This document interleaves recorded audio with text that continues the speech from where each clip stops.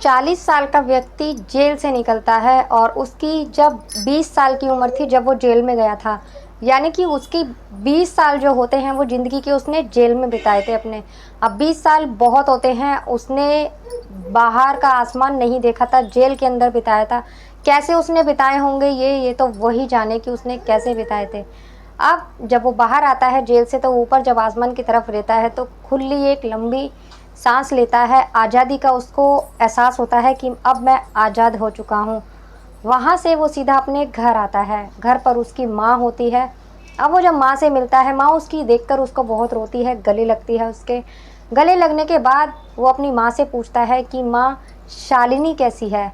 शालिनी जो होती है वो उसकी मंगेतर थी, जो कि कुछ ही दिन बाद उससे उसकी शादी होने वाली थी।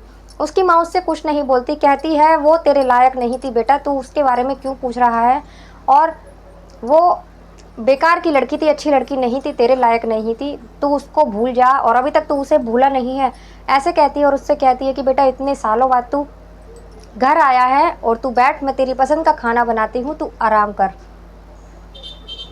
जब वो ऐसा कहती है तो वो बड़ा ताज्जुब होता है कि माँ शालिनी के बारे में मुझे क्यों नहीं बता रही, और शालिनी कहाँ गई, कैसी है, उसे कुछ नहीं पता था। उस दिन तो वो घर पर रुकता है, उसका टाइम पास भी नहीं होता, तो वो टाइम पास करने के लिए बाहर जाता है, अपने दोस्तों को याद करता है, जो भी उसके दोस्त थे पहले। अब जब उसके 4 दोस्त होते हैं, वो दोस्तों से मिलके बहुत खुश होता है, अपने बहुत गले मिलते हैं उसके दोस्त, बहुत खुश होते हैं उससे मिलके। उसके बाद लेकिन जो उसके वो 4 दोस्त थे वो आवारा किस्म के थे, खाना पीना, शराब पीना और लड़कियों का शौक उन चारों दोस्तों को था। जब उन चारों चारों दोस्त वो उससे यही सब बातें करते हैं तो वो कहता है कि तुम अभी तक नहीं सुधरे, छोड़ दो ये सब, कुछ नहीं रखा इन चीज़ों में, और क्या तुम इतना मतलब भाग दौड़ करते हो इन सब चीज़ों में, चोरी चकारी वगैरह इन सब चीज़ों में, तुम थकते नहीं हो। वो कहते हैं कि हाँ, जब हम थक जाते हैं तो हम कुछ दिन के लिए जेल चले जाते हैं और वहाँ आराम करते हैं, फिर से आते हैं, फिर से अपना काम शुरू कर देते हैं। जब वो ये सब कहते हैं तो उसे बड़ा अजीब लगता है, वो कहता है तुम लोग कभी नहीं सुधरोगे। लेकिन जब वो लड़कियों की बात करते हैं, वो कहते हैं जब भी हमारा मन होता है ऐसा कुछ करने का तो हम रेड लाइट एरिया में चले जाते हैं। वो सब बातें भूल जाता है, आनंद नाम होता है उसका, सब बातें भूल जाता है, लेकिन वो जो लड़कियों की बात होती है वो उसे नहीं भूलता। अब अपने घर आ जाता है, जब भी वो पूरी रात यही सोचता रहता है उस लड़कियों के बारे में कि मेरी भी मंगेतर थी। वो अपनी मंगेतर जब उसकी थी तो उसके साथ रिलेशन में था और वो जानता था कि मतलब जो वो लड़कियों की बात कर रहे हैं उन्हें कैसा महसूस होता होगा। सब वो अपने मन में यही सोचता है, जब मेरी वो थी मंगेतर थी तो मैं भी अपनी मंगेतर के साथ समय बिताया करता था। तो अब वो यही सोचा करता है कि अब पता नहीं वो कहाँ है, कोई बताने को तैयार नहीं। जो उसकी मंगेतर थी शालिनी, वो एक गली छोड़कर ही वहाँ रहती थी। जब वो उसके घर जाता है, उसके पिता से बात करता है तो उसके पिता भी उसे वहाँ से निकाल देते हैं और कुछ नहीं बताते उसके बारे में। अब उसे कुछ पता नहीं चलता शालिनी के बारे में। अब वो यही सोचता है, उसके मन में सिर्फ लड़की ही छाई हुई थी कि अब इतने सालों से वो जेल में था, ऐसा कुछ नहीं उसके मन में आया था। लेकिन जब वो बाहर आता है, मार्केट जाता है, मार्केट में देखता है जो औरतें पहले, जो लड़कियां बच्चियां सर ढका करके निकला करती थी, पूरे कपड़े तरीके से कपड़े पहन के निकला करती थी, वो अब 20 साल बाद का जो ज़माना है वो इतना बदल चुका है कि जैसे लड़कियां अपने शरीर की नुमाइश कर रही हों, प्रदर्शन कर रही हों, वो खुद अपनी नज़रें झुका लेता है लड़कियों को देखकर। और लड़कियां छोटे छोटे कपड़े पहनकर निकल रही थी वहाँ, वो ये सब देख के बड़ा चौंक जाता है और उसे कुछ उनको लोगों को देखकर कुछ उसे भी औरत के साथ समय बिताने का मन करता है। तो दोस्तों, वो जेल क्यों गया था और उसकी मंगेतर कहाँ चली गई थी, क्या हुआ था उसके साथ, और ऐसा उसने कौन सा बड़ा जुर्म कर दिया था जिसके लिए उसे 20 साल की सज़ा हुई थी, ये सब मैं आपको इसी वीडियो में बनाऊंगी। तो बने रहिए पूरी वीडियो में। आपसे एक ही रिक्वेस्ट है, अगर वीडियो अच्छी लगे तो प्लीज़ वीडियो को लाइक कर दीजिएगा, चैनल को भी सब्सक्राइब कर दीजिएगा अगर आप चैनल पर नए हैं। तो मैं गीता गुप्ता, स्वागत है आप लोगों का आज की एक नई कहानी में। तो जब वो सोचता है कि अब मुझे क्या करना चाहिए, तो वो सोचता है जो रेड लाइट जो एरिया होता है वो वहीं जाने की सोचता है। वो भी क्योंकि उसके दोस्त बार बार उसके सामने जब यही जिक्र करते हैं तो उसका भी वहीं जाकर मन करता है कि मैं भी वहाँ जाऊँ और जो भी उसके मन में औरत के लिए चल रहा है वो अपनी पूरी भड़ास निकाल लूँ। अब बहुत अच्छा इंसान था वो, लेकिन कहीं ना कहीं उसके मन में शैतान आ जाता है जो वो वहाँ जाने की सोचता है। अब वो वहाँ जाता है, उसके पास पैसे भी ज़्यादा नहीं होते, सिर्फ एक 500 का नोट होता है उसके पास। अब जब वहाँ जाता है तो काफ़ी सारी औरतें वहाँ खड़ी होती हैं उनमें से कोई भी उसको पसंद नहीं आती। एक लड़की होती है जो कि मासूम सी होती है और एक तरफ कोने में खड़ी होती है। अब वो उसके पास जाता है और उससे कहता है कि तुम यहाँ कैसे खड़ी हो? तो वो उसको कहती है कि मैं यहाँ अकेली इसलिए खड़ी हूँ क्योंकि मैं यहाँ नई-नई हूँ और मुझे कुछ नहीं पता यहाँ के बारे में। और तो वो कहता है उससे कि तुम भी मतलब मेरे साथ चलना चाहोगी? तो वो कहती है कि हाँ। वो उसे 500 का नोट उसके हाथ में देता है। तो वो कहती है कि बाबूजी ये आपने 500 रुपए दिए हैं, ये तो बहुत कम है। यहाँ जितनी भी औरतें हैं कहती हैं जो भी इस उसमें काम धंधे में जो भी लड़की आती है, अगर उस वो नई होती है लड़की, उसका फर्स्ट टाइम होता है तो उसे ज़्यादा पैसे मिलते हैं। अब ये 500 रुपये तो आप बहुत कम दे रहे हो। तो वो कहता है अभी तो मेरे पास यही हैं, आप फ़िक्र मत करो, तुम कल जब मैं आऊँगा तो आज के भी डबल पैसे दूँगा और कल के भी दूँगा। अगर मैं खुश रहा, अगर मुझे अच्छा लगा तो मैं बहुत ज़्यादा दुगने तिगने पैसे तुम्हें दूँगा। अब वो लड़की उसके संग तैयार हो जाती है। उसके मन में एक सवाल और चलता है कि अब मैं इस लड़की को लेके कहाँ जाऊँ? वो चाहता था कि मुझे कोई ना देख ले और मेरी बड़ी बदनामी होगी, तो इसलिए वो यही सोच रहा होता है कि मेरे पास और पैसे भी नहीं हैं जो मैं होटल बुक कर लूँ या कुछ करूँ। तो वो लड़की कहती है कि क्या हुआ साहब, क्या सोच रहे हो? तो वो कहता है मैं यही सोच रहा हूँ कि तुम्हें लेकर कहाँ जाऊँ, जो कि कोई हमें देखे ना और हम सेफ रहें। तो वो कहती है यहीं पास में ही मेरी एक झोपड़ी सी है, वहीं चलते हैं, वहाँ कोई डर नहीं है। तो उसे अपने साथ लेकर वहीं एक उसने झोपड़ी सी डाली होती है सड़क के रोड के किनारे, वहीं उसे लेकर जाती है। और वहाँ जब वो जाकर देखता है तो उसमें कोई नहीं होता, वो अकेली लड़की ही होती है। उसे लगता है कि ये जगह सेफ है, फंसने वाली कोई बात नहीं है। तो वो उसके साथ समय बिताता है।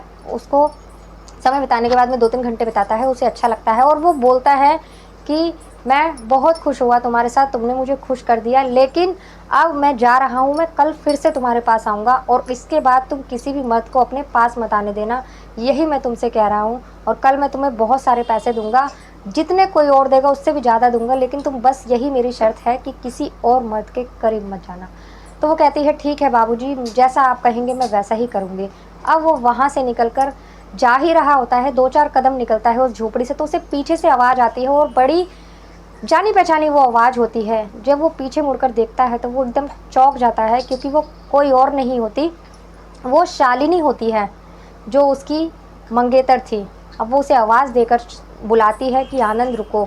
जब वो रुकता है, वो मानो उसको ये लगा था कि जैसे मेरी चोरी पकड़ी गई हो। वो कहता है कि मैं क्या मुँह दिखाऊँगा शालिनी को, अगर ये मुझसे कुछ पूछेगी कि तुम इस झोपड़ी में से ये ऐसा काम करके निकले हो तो मैं क्या मुँह दिखाऊँगा। लेकिन वो उसको बोलती है कहाँ थे तुम, जेल से कब आए, कैसे हो, तुमने मेरे बारे में पूछने की कोशिश भी नहीं की और मैंने तुम्हें कितना याद किया, तुम्हारे बारे में रोज़ तुम्हें याद करती थी। तो वो उसको कहता है कि कुछ नहीं, मैंने अपनी माँ से भी तुम्हारे बारे में पूछा, तुम्हारे पिता से भी पूछा, किसी ने तुम्हारे बारे में नहीं बताया मुझे। तो वो कहती है कि चलो मैं तुम्हें तुम्हारी बेटी से मिलवाती हूँ। तो वो कहता है कि मेरी बेटी? मेरी बेटी कहाँ से आई? तो वो कहती है कि तुम्हें याद नहीं है कि मेरे घर वाले कहीं बाहर गए होते तो तुम मुझसे मिलने आए थे, तो हम दोनों के बीच में संबंध बने थे, उसी की ही उसके बाद मैं प्रेग्नेंट हुई थी और 5 साल तुम्हारे जाने के 5 साल बाद मेरे बेटी है जो कि ये जो झोपड़ी है पास में इसी के अंदर है। जब वो ये सुनता है तो वो जैसे पत्थर का बन जाता है, उसे शौक लगता है क्योंकि अभी-अभी जिस झोपड़ी में से वो आया था, जिस लड़की के साथ वक्त बिता के, वही उसकी बेटी थी। ये सोचकर उसे बहुत बड़ा झटका लगता है और वो उसकी बात नहीं सुनता, बस वहाँ से जल्दी-जल्दी चला जाता है और वो उसे आवाज़ लगाती रहती है। अब वो सीधा अपने घर आकर रुकता है, एक कमरे में खुद को बंद कर लेता है और रोने लगता है।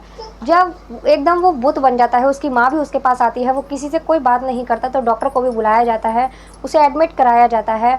वो 2-3 दिन हॉस्पिटल में रहता है, उसके बाद जब वो घर आता है, थोड़ा इस बात को भूलता है, तो अपनी माँ के पास आके कहता है कि माँ, आपने मुझे शालिनी के बारे में नहीं बताया कि शालिनी कहाँ है, कैसी है? तो उसकी माँ कहती है, तू फिर शालिनी के बारे में पूछने लगा कि बेटा वो अच्छी औरत नहीं थी, अच्छी लड़की नहीं थी, उसकी इसीलिए उसके पिता ने भी उसको घर से निकाल दिया, वो कैरेक्टर उसका ख़राब था। तो जब वो बोलता है कि कैरेक्टर कैसे ख़राब था, कि माँ उसका कोई कैरेक्टर ख़राब नहीं था, तो वो कहती है कि तुझे नहीं पता, तेरे जाने के बाद उसने एक नाजायज़ बच्चे को जन्म दिया था, जिसकी वजह से उसके पिता ने भी उसे घर से निकाल दिया। तो वो कहता है कि माँ आपको गलतफ़हमी हुई है, आपको याद है आप सब लोग, आपके परिवार और उनका परिवार एक बार शादी में गया था, तो मैं उसके साथ उसके घर गया था, तब हम दोनों के बीच में रिश्ता बना था, वो बेटी उसी की ही है, वो बच्चा और कोई नाजायज़ बच्चा नहीं था। तो वो कहती है कि बेटा अगर तू गया था तो तेरे जाने के बाद 1 साल के अंदर बच्चा होना चाहिए था, तेरे जाने के 5 साल बाद वो बच्चा पैदा हुआ था। इसीलिए वो बच्चा किसका है कुछ नहीं पता, और तेरे जाने के बाद कितने लड़कों से इसके संबंध थे, इसीलिए उसके पिता ने भी उसे घर से निकाल दिया था। जब वो ये बात सुनता है तो उसे मानो उसके दिल पर जो बोझ था थोड़ा कम होता है, और वो फिर उसी झोपड़ी में जाता है उस लड़की के पास और उससे पूछता है कि तुम्हारी उम्र कितनी है। जब वो बताती है कि मेरी उम्र 15 साल है तो उसे शांति मिलती है कि ये मेरी बेटी नहीं है। और वो जेल गया था, तो उसकी माँ उसे बताती है कि बेटा एक सबूत और है मेरे पास कि वो तेरी बच्ची नहीं है, और जिसके लिए तू जेल गया था इसी शालिनी का ही हाथ है तुझे जेल भेजने में।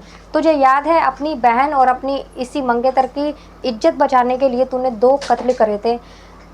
दरअसल ऐसा होता है, वो एक बार लेटा होता है अपनी घर पर और उसे अचानक उसकी बहन का फ़ोन आता है। उसकी बहन शालिनी के घर गई होती है, क्योंकि एक गली छोड़कर ही थे तो दोनों फ्रेंड थी आपस में। तो उसके पास फ़ोन आता है आनंद के पास और वो पूछता है, बोलती है उसकी बहन कि भैया मुझे बचा लो, ये लोग मुझे मार डालेंगे, आकर मुझे बचा लो। जब वो भागा-भागा जा और कहता है कि मैं शालिनी के यहाँ पर हूँ, तो वो भागा-भागा शालिनी के यहाँ जाता है तो देखता है कि 2 लड़के होते हैं, और एक उसकी बहन के पास होता है और एक शालिनी के पास होता है। तो वो पीछे से जाकर दोनों को पकड़ता है और किचन में से चाकू लाकर दोनों के ऊपर ताबड़तोड़ वार कर देता है। वो दोनों गिर पड़ते हैं, तब भी उसको सुकून नहीं मिलता। वो उन दोनों के सीने में चाकू मारता है, दोनों की वहीं पर मौत हो जाती है। वहीं पर जो शालिनी होती है वो उसको कहती है कि तुम्हें अब जेल जाना पड़ेगा क्योंकि तुमने 2 कत्ल कर दिए हैं। तो वो कहता है तुम्हें इन कत्लों की पड़ी है, तुम्हें अपनी और मेरी बहन की इज्जत की नहीं पड़ी, तुम दोनों की इज्जत बच गई। ये कहने के बाद वहाँ पुलिस आती है, उसको अरेस्ट करती है, लेकिन उसकी बहन कहती है भैया आप चिंता मत करो, मैं कोर्ट में गवाही दूंगी कि मेरे भैया ने हमें बचाने के लिए ऐसा करा है। कोर्ट में जाते हैं, कोर्ट में उनकी तारीख वगैरह चलती है और यही होता है कि उसने 2 कत्ल किए हैं। लेकिन जो वो कत्ल किए थे उनका जब बायोडाटा निकाला जाता है तो पता चलता है सही में ही वो चोर थे और उनका कोई इनके बॉयफ्रेंड वगैरह नहीं थे। क्योंकि पुलिस भी यही बोलती है, पहले घर की बहू बेटियां अपने यारों को बुला लेती हैं और फिर कंप्लेंट करते फिरते हैं घर के मर्द, लेकिन ऐसा कुछ भी नहीं था। उन दोनों से उनका कोई रिश्ता नहीं था। इसलिए और पुलिस को ये भी पता चलता है कि सही में ही इसने अपनी बहन और अपनी मंगेतर की इज्जत बचाने के लिए उनका कत्ल किया था। तो उम्र कैद को छोड़कर 20 साल की उसे सज़ा मिलती है। जब उसकी माँ की वो बात सुनता है यह, तो उसे यही लगता है कि सही में शालिनी ने मुझे धोखा दिया है। उसकी माँ कहती है उन दोनों लड़कों को शालिनी ने ही बुलाया था तेरी बहन की इज्जत लुटवाने के लिए, वो तो बस तुझे दिखाने के लिए एक लड़का उसके साथ भी ज़बरदस्ती का नाटक कर रहा था। जब उसे ये पता चलता है तो वो फिर उस लड़की के पास जाता है, उससे बात करता है कि तुम्हारी उम्र कितनी है। जब वो बताती है अपनी उम्र, मेरी डेट ऑफ बर्थ ये है, तो उसे पक्का यकीन हो जाता है कि ये मेरी बेटी नहीं है। और इसी बीच शालिनी को एक बीमारी थी जो उसकी मौत हो जाती है। अब उसकी मौत के बाद वो लड़की अकेली होती है, वो बेसहारा होती है, तो उसको वो बोलता है कि ये बात तो कंफर्म हो गई है मेरी बेटी नहीं है, अब ये लड़की है, नाबालिग है, और ऊपर से इसको तरह तरह के लोग नोचेंगे, तरह तरह के आदमी यूज़ करेंगे। तो वो उससे कहता है क्या तुम मुझसे शादी करने के लिए तैयार हो। तो वो लड़की हाँ में सर हिला देती है, कहती है कि मुझे आप कुछ भी बना के रखो, अपने पास रखोगे, अपनी बीवी बना के रखोगे तो ज़्यादा अच्छा रहेगा। अब वो उससे शादी करने की सब मना करते हैं कि मत कर इस लड़की से शादी, वो फिर भी उससे शादी कर लेता है, अपनी पत्नी बनाकर उसे घर ले आता है और दोनों बड़ी ही खुशी से रहने लगते हैं। हालांकि वो उम्र में उससे कम से कम 25 साल बड़ा था और ज़्यादा ही बड़ा होगा, क्योंकि वो महज 15 साल की थी और वो 40 साल का था जब जेल से आया था। तो वो दोनों लेकिन बहुत खुश रहते हैं। तो दोस्तों ये कहानी इतनी थी, अगर आपको अच्छी लगी हो तो कमेंट कर ज़रूर बताना। मिलते हैं अगली किसी वीडियो में एक नई कहानी के साथ, तब तक के लिए नमस्कार।